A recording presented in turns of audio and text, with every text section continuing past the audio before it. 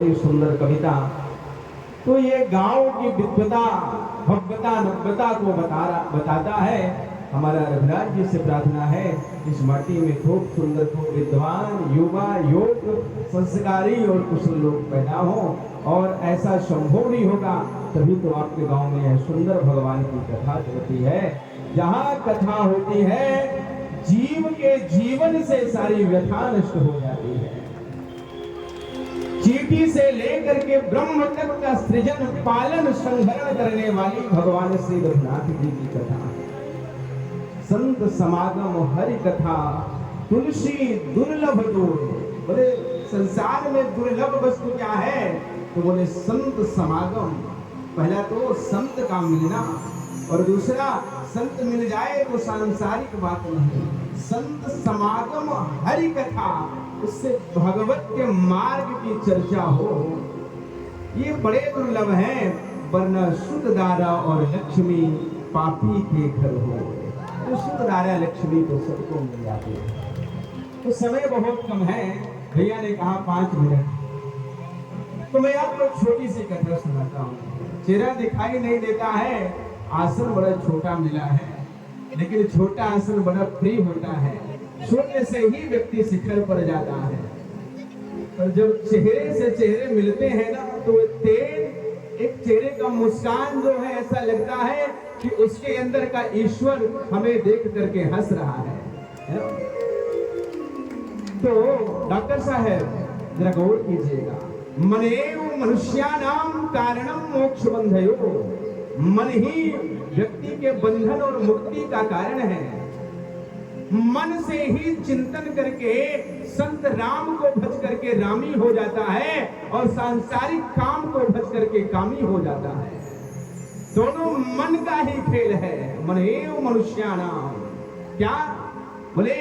चिंतन भावनात्मक प्रक्रिया है। चिंता जो है चिता से मिला देती है, और चिंतन ब्रह्म से मिला देती है। कार्य क्षेत्र दोनों का एक ही है, दोनों भावनात्मक प्रक्रिया है। तो हमारा मन यहाँ होना चाहिए। तो गौर कीजिएगा, वो एक राजा था, राजा, और उसका मित्र राजा था। तो उस राजा ने अपने मित्र राजा को एक तोहफा भेजा। होता है ना, एक मित्र को दूसरा मित्र तोहफा देता है। तो राजा अपने मित्र राजा का तोहफा पाकर के बड़ा प्रसन्न हुआ, बहुत खुश हुआ। क्या भेजा? तो 2 सुंदर बाज भेजे। राजा ने अपने मंत्री को बुलाया, मंत्रीवर, ये बाज बड़े प्यारे हैं, बड़ी अच्छी नस्ल के हैं, धन जो भी खर्च हो जाए इन्हें खूब सुंदर सिखाओ, पैतरे सिखाओ, उड़ना सिखाओ, कलाबाजियां सिखाओ। मुझे दोनों बाज मुझे ट्रेंड चाहिए। मंत्री कहा, जो आज्ञा सरकार। हे राजन, कि आदेश पाल है, सेवक है, स्वामी का आज्ञा का पालन करना ही कुशल सेवक का धर्म और लक्षण दोनों होता है। इसने कहा ठीक है, दोनों को ले गया, और जो पशु पंछियों की भाषा जानने वाले जानकार थे उनको हैंडल कर दिया, उनके हाथ में दे दिया। थोड़े दिन बीते, राजा ने पूछा, उसको याद आई क्योंकि बड़े अच्छे नस्ल के बाद है, उसको चिंता है, अच्छी नस्ल की चिंता होती है कि क्या हुआ। तो मंत्री ने रिपोर्ट किया। क्या रिपोर्ट किया? बोला, महाराज श्री, एक बात है। क्या? बोला, एक बात बड़ा सुंदर उड़ता है, कलाबाजियां करता है, पैतरे सीखता है, लेकिन फिर भी एक समस्या है। क्या समस्या है? बोले, दूसरा बाज उड़ता ही नहीं। डॉक्टर साहब, एक बाज खूब उड़ता है, कलाबाजियां सीखता है, पैतरे सीखता है, लेकिन महाराज समस्या है। क्या? बोले, दूसरा बाज उड़ता ही नहीं।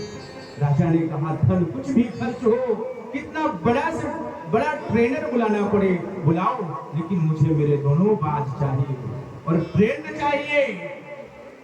अब तो राजा ने राज्य में घोषणा करा दिया कि जो इस बाज को उड़ना सिखा देगा, पैतरे सिखा देगा, उसको मैं अपनी जागीर, बहुत बड़ी जागीर दूंगा। बहुत बड़े बड़े क्या बोलते हैं, पीएचडी डीलिट किए हुए है ना, जो शोध कर चुके थे, वो आ करके और सिखा करके थक गए, लेकिन उसने उड़ा नहीं। बात हदे शहर से निकली तो गांव गांव चली। हदे शहर से निकली तो गांव गांव चली। कुछ यादें मेरे साथ पांव पांव चली। और तजुर्बा किया धूप का तो पता चला वो जिंदगी क्या जो छाव छाव चली। वो जिंदगी क्या जो छाव छाव चली। जो बालक माता पिता के कमाए धन पर अय्यासी करता है, खुद से ना अपने चरित्र का ना जीवन का निर्माण करता है, उसको इस जिंदगी का कोई मतलब ही नहीं हुआ। इसलिए आलस्य त्यागो न बनो विलासी, जागो उठो हे भारत देशवासी, और प्रयत्न करो, उद्यम करो, तब तक सफलता आपकी जब तक दासी न बन जाए। सफलता जब तक दासी न बन जाए। किसी के बंगले देखने की जरूरत ना हो, जिधर नजर घुमा दे उधर बंगले बन जाए। इतने सफल बनो उधर गाड़ी कोठी बन जाए। सफलता चरणों को चूमे। राजा ने कहा मुझे मेरे दोनों बात चाहिए, क्योंकि अच्छी नस्ल के हैं। अब जब डीलिट पीएचडी वाले हार गए तो बात गांव के एक साधारण किसान के कानों में पहुंची। राजा के दरबार पर गया, बोला महाराज मैं आपके बाज को उड़ा दूंगा। वहां सब हंसने लगे। अरे बड़े बड़े पीएचडी, अच्छा शोध किए, डीलिट वाले हार गए, गांव का किसान आधा फटे कपड़े पहन करके आया है, क्या उड़ाएगा। उसने कहा महाराज एक मौका तो मिलना चाहिए। ठीक है, आपको याद रहे अगर आपने उड़ाया नहीं, राजा का समय व्यर्थ गमाया तो आपको दंड भी मिलेगा। बोला महाराज स्वीकार है मुझे। और दोनों बाज को ले गया। एक बाज को छोड़ा मस्त अपने पर फैला करके आसमान पर उड़ा, दूसरा उड़ा ही नहीं। किसान को बात समझ में आ गई।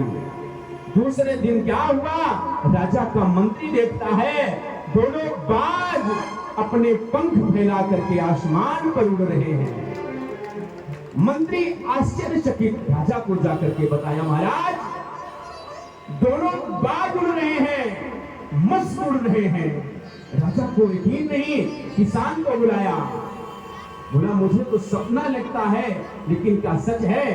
बोला महाराज प्रत्यक्षम किम प्रमाणम, आपके सामने है, उड़ा के देख लो। राजा ने छोड़ा, ऊपर आकाश की ऊंचाई को नापने लगे। राजा ने पूछा कि बड़े बड़े शोधकर्ता हार गए। रे भाई किसान, तुझको तो मैं जागीर दूंगा, लेकिन मैं जानना चाहता हूं तूने किया क्या। बोला महाराज मैंने कुछ नहीं किया, बस छोटा सा उपाय। सारे बड़े बड़े पीएचडी डीलिट वाले देखने लगे कि छोटा सा उपाय बता रहा है, हम लोग तो हार गए। तो क्या किया भाई। बोला महाराज जिस टहनी पर बैठने का ये आदी हो गया था, मैंने अपने कुल्हाड़ से वो टहनी काट दिया। मैं वो टहनी काट दिया। अब जब वो टहनी नहीं रही तो बाज उड़ गया। इसलिए भाई जो मन आपके आलस्य के, कुमार्ग के टहनी पर बैठा है, अपने जीवन से उस टहनी को काट दो। आप ईश्वर के बनाए सबसे अच्छे नस्ल के हो। क्योंकि भगवान से नारद जी ने पूछा प्रभु 5 मिनट का समय मिला है तो 5 मिनट बोलेंगे, 2 मिनट बोल सकते हैं कि नहीं। प्रभु आपने सारा सृष्टि बनाया, लेकिन सब व्यक्ति को अपनी सृष्टि में हर व्यक्ति की अपनी पसंद होती है, कोई प्रिय वस्तु होती है।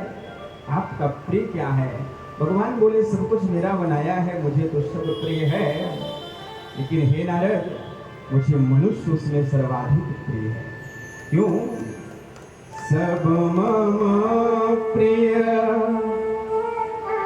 सब मम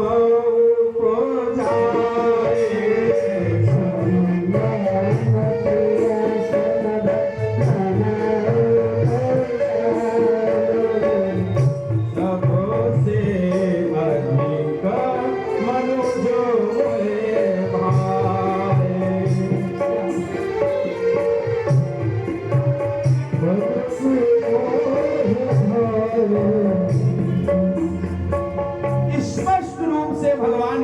डॉक्टर साहब की नहीं, यद्यपि समस्त सृष्टि मेरी ही रचना है, मैंने ही उसका निर्माण किया है, लेकिन मुझे मनुष्य सबसे प्रिय है। चींटी से लेकर के ब्रह्म तक भगवान की रचना है। ये नहीं कहा कि देवता पसंद है, गंधर्व पसंद है, यक्ष पसंद है, किन्नर पसंद है, ब्रह्म पसंद है, ये भी नहीं कहा।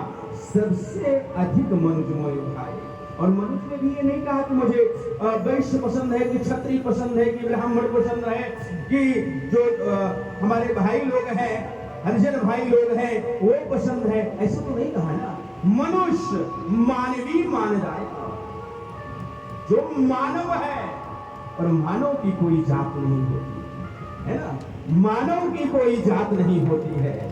जो जिसके हृदय में पीड़ा हो, दूसरे के दुख को देख करके जिसका हृदय द्रवित हो जाए, वही तो मनुष्य है।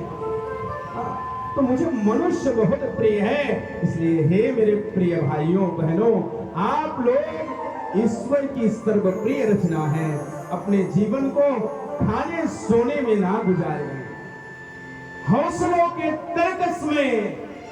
किसी ने कहा भैया समय बहुत बीत गया, अब हम कुछ कर नहीं सकते, ऐसा नहीं है। हौसलों के तर्कस में कोशिश करियो, तीर जिंदा रख, हार जा जीवन में सब कुछ, लेकिन फिर से जीतने की उम्मीद जिंदा है, फिर से जीतने की उम्मीद जिंदा है।